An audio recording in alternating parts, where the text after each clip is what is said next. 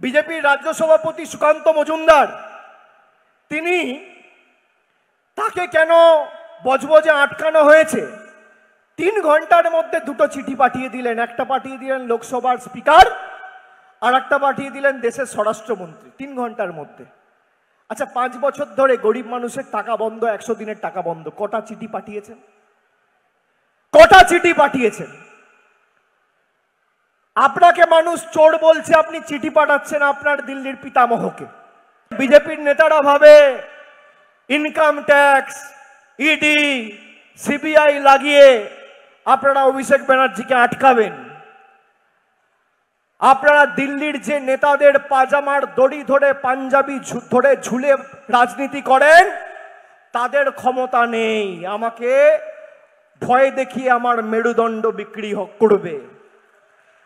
তাদের ক্ষমতা নেই।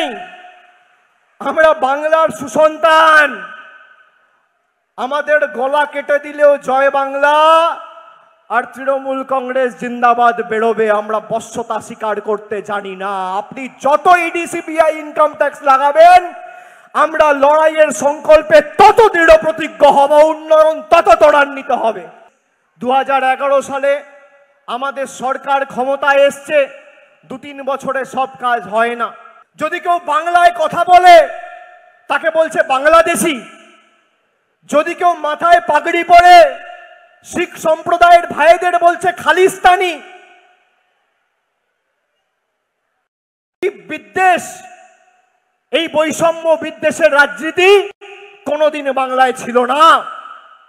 বিজেপির গুজরাট, মধ্যপ্রদেশের নেতাদের খুশি করতে বাংলার কিছু কুসন্তান নিজের মেরুদণ্ড বিক্রি করে দিয়েছে।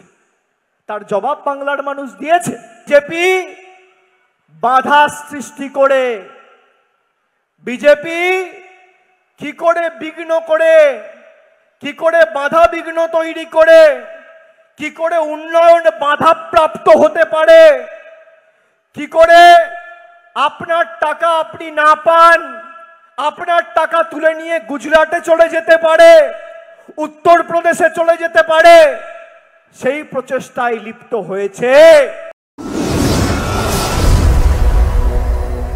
আপনারা দেখছেন বর্তমানসময়.com।